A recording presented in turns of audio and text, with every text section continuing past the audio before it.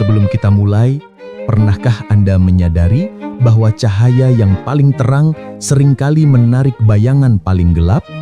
Anda tahu tanda-tanda orang yang diam-diam iri pada Anda? Komen di bawah. Mari kita hadapi ini. Ada orang di lingkaran terdekat Anda yang secara diam-diam membenci Anda. Mereka tidak membenci kegagalan Anda, tapi justru membenci setiap langkah maju yang Anda ambil. Mereka melihat kesuksesan Anda bukan sebagai inspirasi, melainkan sebagai cermin yang menunjukkan kemalasan dan kegagalan mereka sendiri. Ini adalah kebenaran pahit yang sering kita abaikan. Iri hati yang mereka rasakan begitu dalam hingga membuat mereka sakit hati. Dan ingat, yang memicu kebencian mereka adalah siapa diri Anda, nilai, karakter, dan potensi yang Anda miliki, bukan hanya apa yang sudah Anda capai. Seperti kata Seneca, filsuf Romawi, di mana ada kesuksesan besar, di sana selalu ada kebencian yang tersembunyi. Filsuf Romawi ini tahu betul bahwa kecemerlangan Anda adalah pemicu penderitaan bagi mereka yang tidak berani berusaha. Kenali kebenaran ini dan bersiaplah untuk bertindak. Terima kasih untuk yang udah subscribe dan yang belum, saya mengundang Anda untuk menekan tombol subscribe di bawah. Iri hati adalah penyakit jiwa tertua. Ia menjadi akar dari perbandingan yang tidak pernah berhenti.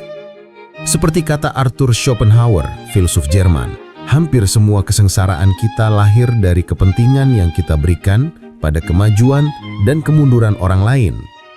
Ini berarti orang yang iri menderita hanya karena kelebihan yang Anda miliki. Iri hati itu cerdas, ia jarang berteriak, melainkan berbisik melalui 6 perilaku yang sangat halus. Inilah 6 tanda yang akan membantu Anda membedakan pengagum sejati dari pembenci terselubung. Serangan terhadap nilai diri dan identitas. Tanda pertama adalah meremehkan atau merendahkan pencapaian Anda. Ketika Anda berbagi kabar gembira, entah itu promosi atau keberhasilan proyek, reaksi mereka datar, bahkan dingin. Misalnya ketika Anda berkata, "Wah, aku dapat promosi." Mereka dengan cepat membalas, lumayan, tapi kayaknya beban kerjamu sekarang lebih berat ya. Aku sih enak di posisi sekarang, lebih santai. Apa yang terjadi?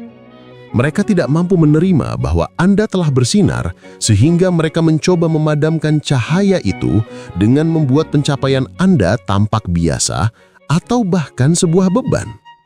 Tujuannya adalah menurunkan semangat Anda agar diri mereka sendiri merasa lebih baik. Tanda kedua adalah sering meniru Anda, namun dengan cara yang aneh. Iri hati adalah bentuk kekaguman terdistorsi yang menolak untuk memberi pujian. Orang yang iri tidak mengakui caramu, tapi mereka mencurinya. Anda membeli tas merek tertentu, mereka tiba-tiba membeli tas yang sangat mirip.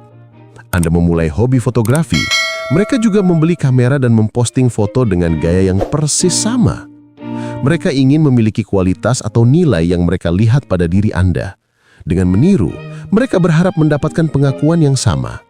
Ini menunjukkan bahwa fokus mereka adalah pada bentuk luar Anda, bukan pada substansi dan kerja keras di baliknya. Tanda 1 dan 2 adalah serangan halus terhadap nilai diri Anda. Tapi bagaimana jika iri hati ini berubah menjadi serangan yang lebih agresif terhadap reputasi Anda? Agresi terselubung dan konflik non-verbal. Tanda ketiga adalah kompetisi berlebihan dalam hal-hal kecil dan tidak penting. Mereka mengubah setiap interaksi menjadi medan pertempuran, bahkan untuk hal-hal sepele. Ketika Anda berbagi cerita, "Aku kemarin lari 5 km, mereka langsung membalas, "Oh, aku biasa lari 7 km setiap hari." Ini adalah pertempuran ego yang melelahkan. Mereka harus merasa lebih baik darimu dalam segala hal demi mengimbangi perasaan inferior yang dipicu oleh rasa iri. Ini adalah konflik yang lahir dari perbandingan tanpa henti, persis seperti yang diyakini Schopenhauer. Tanda keempat adalah bahasa tubuh yang tertutup dan tidak tulus. Kebencian jarang hanya diucapkan, ia seringkali berbisik melalui tubuh. Perhatikan bagaimana mereka bereaksi. Apakah senyum mereka terpaksa, tidak mencapai mata? Apakah mereka memalingkan badan atau kaki menjauh dari Anda saat berbicara, menandakan ketidaknyamanan dan keengganan untuk terhubung? Ini adalah sinyal nonverbal, filter yang mencegah emosi negatif mereka meluap. Mereka berusaha mempertahankan fasad, tetapi tubuh mereka mengkhianati perasaan benci yang terpendam. Konflik nonverbal bisa Anda hindari.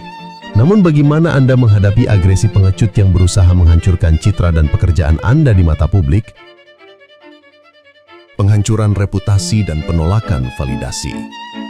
Tanda kelima adalah kegemaran menyebarkan gosip atau informasi buruk tentang Anda.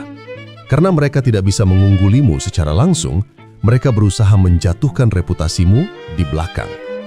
Mereka membocorkan rahasia pribadi Anda atau menyebarkan desas-desus bahwa kesuksesan Anda didapat dengan cara yang tidak etis. Ini adalah upaya untuk menyeimbangkan kedudukan sosial.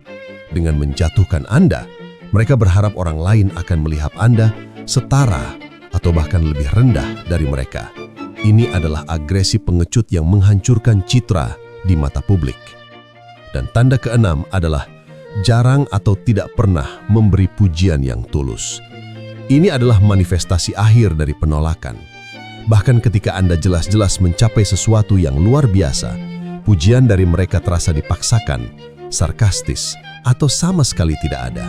Mereka mungkin hanya mengucapkan, "Selamat ya," dengan kaku, tanpa antusiasme sedikit pun.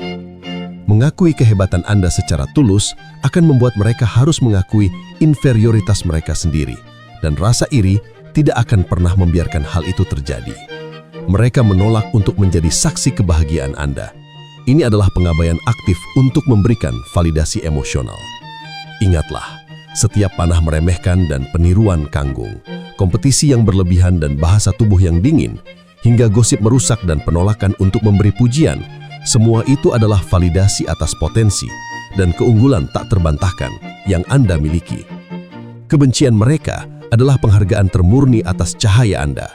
Sebagaimana Epictetus, filsuf Stoik, mengajarkan, jangan pernah biarkan tindakan orang lain mengganggu kedamaian Anda.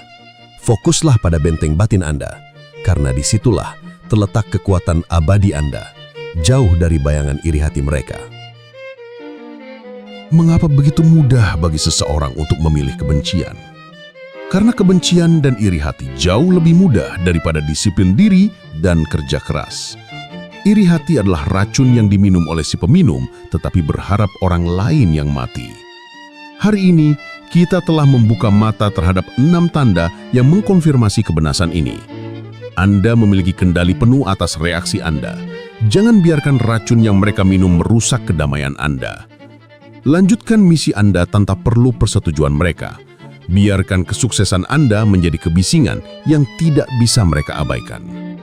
Jika video ini telah memberikan kejelasan baru, jangan lupa untuk meninggalkan like dan share. Dan tentu saja, subscribe untuk pencerahan filosofis. Sampai jumpa di perjalanan video kebijaksanaan berikutnya, dan salam tetap tenang.